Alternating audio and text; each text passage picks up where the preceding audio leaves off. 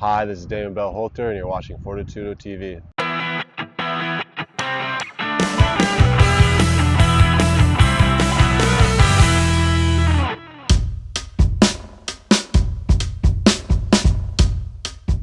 Last year when I was in Finland, I wasn't really near the sea at all. There's not much ocean over there. And then the closest to the ocean was like an hour away. But then Istanbul, same thing. I was pretty close to the water, but nothing like this where there's beaches and sand and good weather.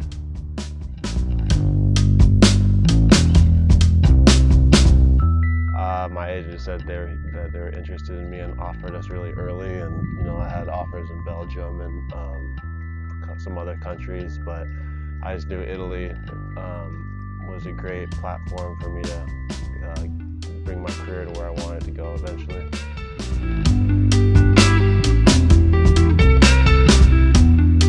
was in Finland last year, and I said I was in Istanbul, Turkey 2 years ago, and I had to take kind of a step back by going to Finland that last year and get back on track. And I told my agent, I said I wanted to be in Italy this upcoming year, and we made it happen.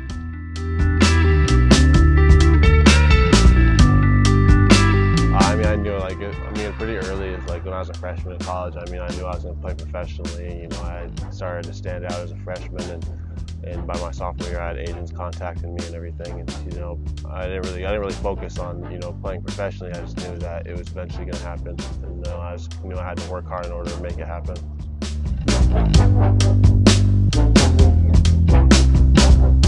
My freshman year, actually, they called us the Magnificent Seven. We had 7 healthy scholarship players the whole entire year, basically.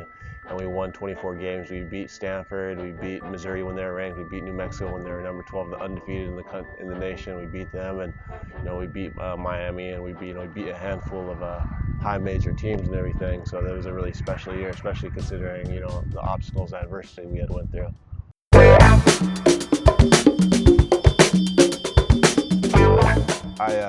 I made it, I had been invited to Portsmouth after my season. That's top 64 seniors in the country, and had been scouting. I had gotten hurt right before workouts. I had a handful of workouts I was invited to, but I had gotten hurt. I hurt my ankle, and I couldn't attend those. I couldn't play in summer league, but I knew, I knew I had potential because I'd been scouted by a lot of teams. I had teams at OKC at my games all the time. I had a handful of NBA scouts at different games, and I knew, I had that potential. And I went out to Boston, and they brought me out there probably like a month and a half before training camp even started, and I was just working out with the team every day and just playing pickup. And the more and more I got into it, I was getting the reports from my agent and everything, and I felt like I had an opportunity to make the team. And I had gotten cut the very last day before they had to make a decision. It was me and Chris Babb, who's currently playing in Germany right now in the BBL,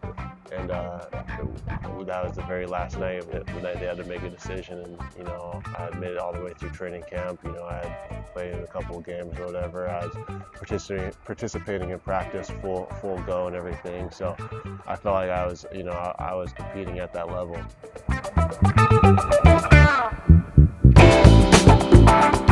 Coming from a town I came from a town of 300 people, there's not much going on there. We had one guy actually successfully make it through college who went to UAF for 4 years, same place that Brad Olson went.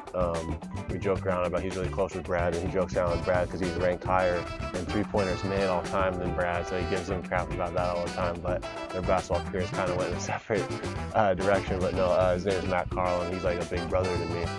And he had kind of mentored me, through my whole entire high school process and college process, just giving me advice and everything because he was a successful college player. And but besides that, we never had really guys who went on to college. A couple of guys that did go to college, they left because they couldn't really handle it, couldn't really handle the rules, couldn't really handle the discipline of things, and they didn't really make it. So I never had really many positive role models to look up to. So it was really difficult So I left and went to a boarding school my freshman and sophomore year of high school. My junior and senior year, I lived in a bigger community of about 15,000 people, and they're considered 4A. Whereas where I grew up, the school was a 1A school, so I wanted to go to a 4A school to play against better competition. And I was really fortunate because I played with a team out of Seattle called Friends Group, so had the opportunity to play with guys like Isaiah Thomas, who played for the Celtics, Martell Webster, Spencer Haas, John Brockman, and they're a Nike sponsored team, so I got to play against some of the best players in the world. I remember my first time getting thrown into the fire, it was my sophomore year. We went to the Houston Hoop Classic. It's out in Houston, and this is a kid coming from Heidelberg, Alaska, 300 people. You know, the centers in Alaska are 6'7", 6'8", and are barely 6'8", 6'6", 6'7", and I played, first team playing against was Houston Hoops or whatever, and they had Tiny Gallon, Gary Johnson went to Texas. They have all these high-ranked guys. You look up in the crowd, there's Coach K, Roy Williams, Jim Calhoun, all these guys I had seen on TV for all these years, so it was kind of an unreal moment. And something I had to get used to was not exactly like being, I wouldn't say starstruck, but just had to realize, I belonged playing against those guys, even though regardless of where I come from or how small my community was or what my lack of resources were.